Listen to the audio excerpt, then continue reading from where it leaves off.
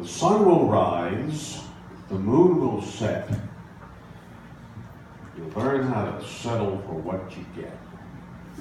It'll all go on if we're here or not, who cares, so what? Myrtle Fillmore wrote that in 1888.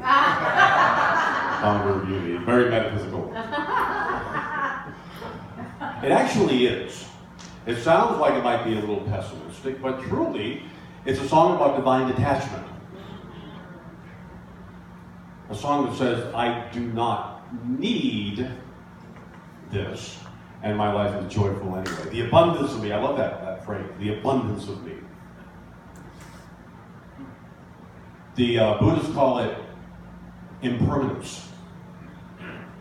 That we're on the planet, and it's all cause and effect. Everything that we have is by a thought, by an idea that shows up in our lives for however long we need that idea. Our center, the idea was about 7 months long. Unity Uptown, been going for 16 years. There are churches that close every year. About 1,000 to 1,500 churches close a year. So they're there as long as the divine idea for that is needed, and then we move on. So what? The woman who sings that song in Cabaret, the landlady, Fraulein Schneider, runs a boarding house. And the character Cliff comes in, and the room is 100 marks, and he only has 50. And she said, well, that's 50 more than I had yesterday. So what? Welcome. All the expectations others had of hers, and she of herself, have been released as she came to realize, who cares?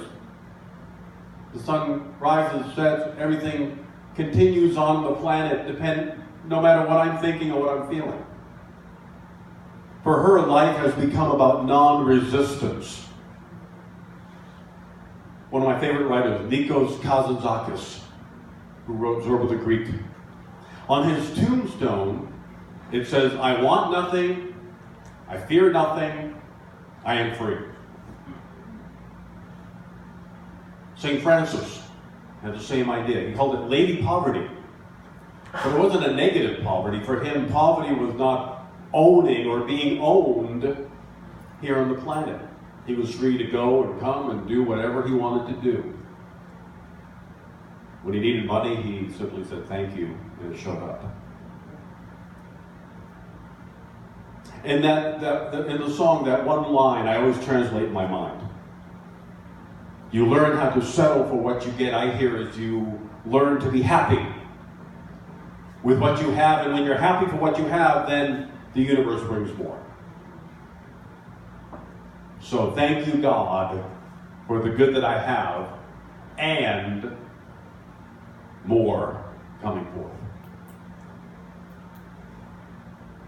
As you desire more, you open yourself up. But we have to be grateful and joyful for what we have now. And then it begins to unfold. When we began Spiritual Arts Center in November, we wanted a center for those who wanted to hear what I had to share in the way that I can do, in the way that I understand and work with metaphysical truth. And we continued for almost 7 months. It was wonderful. We had a great time being here. I have a desire to share my ministry. That is why I am on the planet. One of the reasons, not the only reason. That would be kind of dull, only to wait for Sunday morning. So I have other things I do in my life. So along with doing this work, I made a covenant with God in the very beginning, and I said, I will do this work, but I will be well paid for it. I will be compensated without making that the reason why I'm doing this. So drawing a living wage is also part of the agreement that I made with Spirit. And it wasn't possible, it wasn't happening as we were currently expressing here, but the total spiritual truth is, as the song says, okay, so what? I was grateful for what I did receive here, and then the universe opened up for a new way of that to show up. So Spirit is leading me to more abundance on the other side of the country. It's like, well, it's a little far to go, but sure, okay. So what? It's my emotional attachment. It's our emotional attachment to any particular outcome that causes me pain. Now, sure, it would have been lovely to have gotten a living wage here and continue to do this, but it's my thought about that would cause pain, not the actual event. If you love someone and they leave, you feel pain. If you don't care for a person and they leave, you feel joy. My friend used to go on tour. She was an actress. She used to go on tour, leaving her husband behind. He was always very upset. She said, I don't know why. I'm going to have so much fun. And he's a bass player, so when he left to go on tour, she was not happy. No, you don't get to leave, I get to leave. So his leaving, in her mind, caused pain. Oh, of course I'm going to miss seeing you every Sunday. I'll miss our wonderful musicians, our singers, my friends. Yeah. But the Spirit is calling me to minister in a different way in a different part of the country. So what? There we go. A new adventure. I have a new apartment. I went online this weekend and I got a new apartment. I saw the picture. I said, I want this. They said, fill the thing out online. I had a church member go to look just to make sure the picture was. And he said, oh my gosh, this is wonderful. So I filled everything out, gave him my credit card. They said, you got an apartment. Oh my.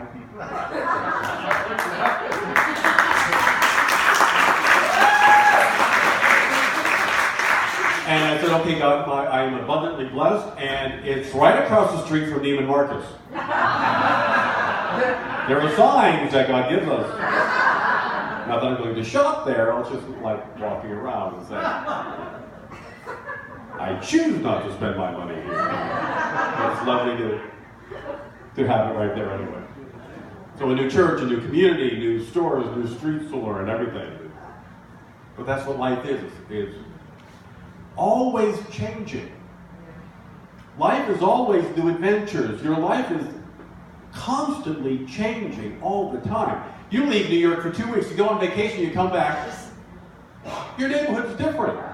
Your dry cleaner's closed. The supermarket has a new name. If you're not from New York, you think I'm kidding, but I'm not. It's the way it works here. Your favorite restaurant is now vegan. Oh my God. Wait a minute. How did that happen? Thich Nhat Hanh says, new cells are born every day and old cells die, but neither have funerals or birthdays. A wonderful thought. You don't mourn cells dying in your body, they got to. New cells get born. You don't have a shower or anything for them. It just happens. Life is happening all the time. You may remember that before naming the movement Unity, I shared a number of times, Charles Silver was going to call it change. It's like, you go to Unity, you go to change? Like, didn't have quite the ring they were looking for. But change, again, is what our lives are about on the planet. If we don't change, we die. And the more we can go with those changes and be open and receptive to something new and wonderful, the more we can embrace the new adventures we're being called to live. The more open and receptive we are to what the universe has waiting, the more the good will show up. A few years ago, an African-American man was sitting in his seat on an airplane, and an elderly woman stood in the aisle near and called over the flight attendant. She said, I should not have to sit near anybody I find objectionable. Please move me. And the flight attendant said, you'll have to take your assigned seat, I'm sorry. The woman said, I refuse. The attendant said to the man sitting quietly through this, sir, would you mind moving? And he thought to himself, don't fight it. Just get out of there. And he said, sure. The attendant said, please follow me. She brought him to first class. Gave him a bottle of champagne, a steak dinner, and everything they had they gave him. The flight attendant said to him, she was right, nobody should have to sit next to him.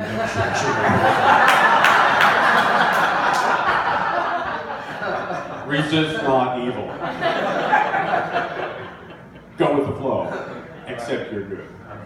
That happened to me on a plane years ago. For some reason, they had overbooked, as they did, and we both had the same seat assignment. And the guy was saying, I'm not moving. And the woman said to me, would you mind sitting in business class? I went, no. And I was like, oh, wait a minute. Oh, too bad. So the good in life will show up when we go, so what? I'm not resisting. All right, let's see what good God has in mind here. Again, Thich Nhat Hanh wrote this wonderful story about a nun who lived in Hanoi, capital Vietnam. Her doctor told her that she only had a few months to live. So she decided to come live with us at our retreat village in France before returning home to die. She lived wholeheartedly every moment of the 3 months that she had with us. She enjoyed walking, sitting meditations, our talk, our discussions. 3 months went by and her visa was about to expire. One of our sisters told her, go check out your health. Go to the doctor before going back. The doctor told her the metastasis had stopped and that the cancer was gone. It's been 14 years since she left our retreat village and she is healthier than ever. Acceptance of death will bring you peace, and with that peace you can sometimes continue to live. She took her mind off her fear. She focused only on spirit, only on good, on the joy of being in that moment. She put her mind and her heart and her life totally on her joy. And her body responded to that joy. Now, even though you won't have this place every Sunday to connect to, your spiritual path, your life, your joy continues. Your new teacher, your new minister, whoever it might be, will show up for you. The place for you to go will show up for you. Perhaps nowhere at all. Maybe you'll just stay home and read your favorite author. As Pat Franklin pointed out last week when I announced it, she said, I have made you my God. And I need to not do that. I'm nobody's God, believe me. Oh, believe me.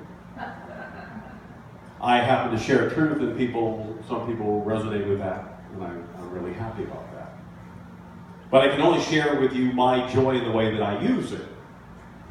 I'm not telling you truth, I'm telling you about my truth, and hopefully it resonates with you and makes you want to find your own truth as well. So maybe it's finding a new church or center, maybe it's just meditating, going to the park, and letting Spirit speak to you there. My talks will be downloaded at unityofbellevue.org, so you can always listen. And we're going to be doing live streaming. And that'll happen here at 2 o'clock in the afternoon. So you have no excuse. Oh, it's so early. 2 o'clock in the afternoon is not too early. So we're open to our good, we're open to our joy, however that will show up now. You get to choose your joy, always. Those changes happen all the time. A new job. One job ends. If you're in the theater or an artist, oh my gosh, it's always changing. A new relationship ends or shifts in some way. A new apartment comes up for you, a great apartment, maybe in New Jersey or Connecticut. Or you go, am I willing to do that? Am I willing to get that new place? A new way of living happens because perhaps a physical change in you has happened. As we get older, sometimes physical things do shift, and we have to adjust in some way.